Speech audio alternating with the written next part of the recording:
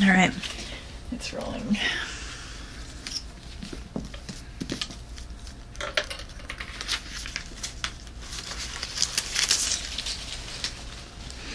At this state, I was a lover of the theater, a platonic lover, since my parents had not yet allowed me to enter one, and so inaccurate was the picture I had formed in my mind's eye of the pleasures to be enjoyed there that I almost believed that each of the spectators looked as though through a stereoscope at a scene that existed for himself alone, through similar 1,000 other scenes presented to the rest of the audience individually.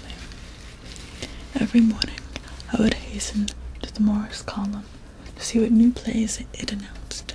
Nothing could be disinterested or happier than the daydreams with which these announcements filled my imagination, daydreams which were conditioned by the association of words forming the titles of the plays, and also by the colors of the bills, still damp and wrinkled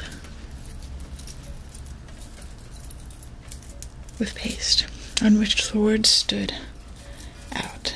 Nothing, unless it were such strange titles as Testament de César de Guerguedo or Oedipus Rex, inscribed not on the green bills of the Opera Comique, but on the wine-colored bills of the Comédie Française.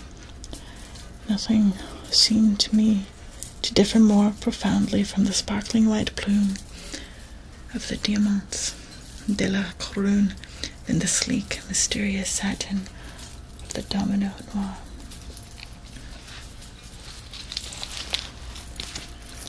And then, since my parents had told me that, for the first visit to the theater, I should have to choose between these two pieces, I would study exhaustively and turn the title of one and the title of the other, for these were all that I knew of either, attempting to snatch from each a foretaste of the pleasure it promised, and to compare with this the pleasure of the latent the other, until in the end I succeeded in conjuring up such vivid and compelling pictures of, on one hand, a play of dazzling arrogance, and on the other hand, a gentle levity play, that I was as little capable of deciding of which of them I should prefer to see as if, at the dinner table, I had been obliged to choose between rice a la imperatrice and the famous cream of chocolate. So, my encounters with perception and others. Numberless blossoming life. Today I had a repeated experience, but the pretext that some was new lesson, the today hour again. of which had been altered, now came at such an awkward time that it already more than once prevented me and would someone continue to prevent me in my from job. seeing I advantage. will make things, and a lot of it deals with the perception of the people who consume those things. And I beg your pardon, dear friend. I passed her on the staircase last year when you were so ill. Mechanically create something and your for a staircase is person rather with dark. an experience. But I can see well enough to And admire. it's a repeat experience. It's new in that day, but it's something they do every day, and so I know them and they know me. And so it's strange when something goes wrong in their perception, because that's the only thing that's changed. And I will try to correct for that. Mistake is not the right word. I will try to recreate the experience for them. And the act of recreation makes it better. It sometimes seems a little unfair in the moment, but I don't take it personally. And once that experience is remade, it doesn't even... They don't have to examine it very closely. It's just an okay that's better. It's like a mother kissing a wounded knee of a child. It's all in the perception. it's like, okay, I'm taken care of now. And I don't know, it's just funny to me because I encounter that same experience every single day with customers. It's such a strange thing to be the kind of imaginary band-aid on people's days, where just being an outlet or being a touchstone for someone is, it's a lightning rod for people's frustration, but it's also a laboratory for relating to people and how people see others.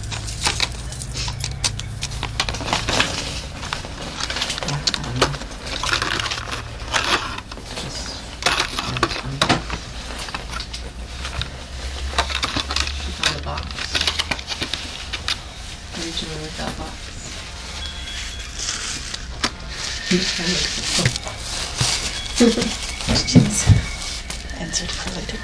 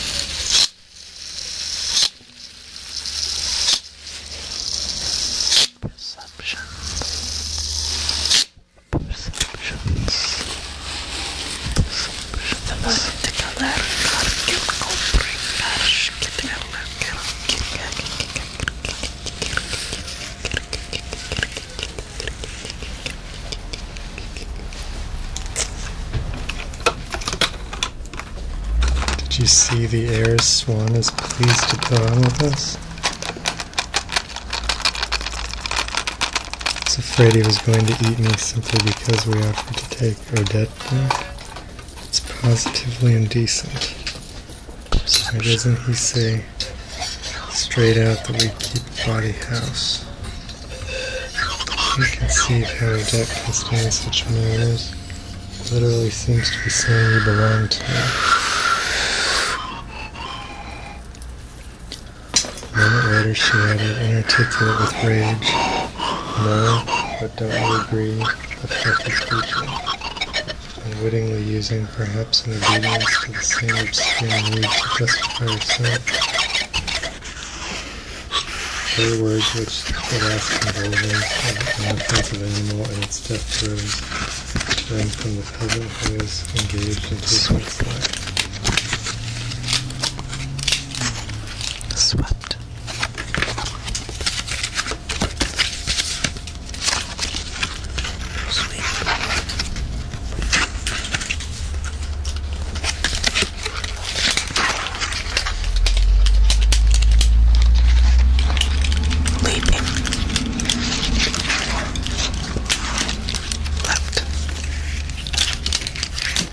One day, as I was bored with our usual place beside the roundabout, Francois had taken me for an excursion across the frontier guarded at regular intervals by little bastions of barley sugar women.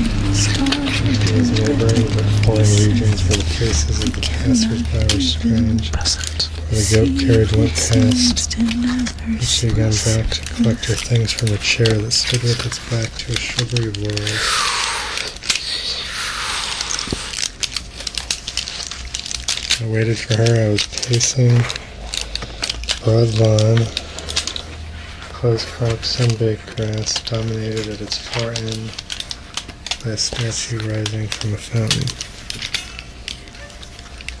Did you see what Ben happened there with the stairs? She cried out to me. She said thank you. She didn't start, we would never finish. The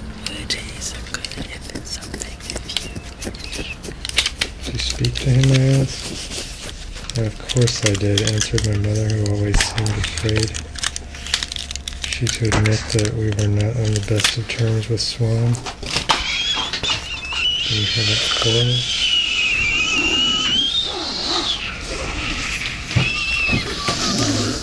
I hit that with my foot a moment ago. I'm not sure if that did something. I turned the light on.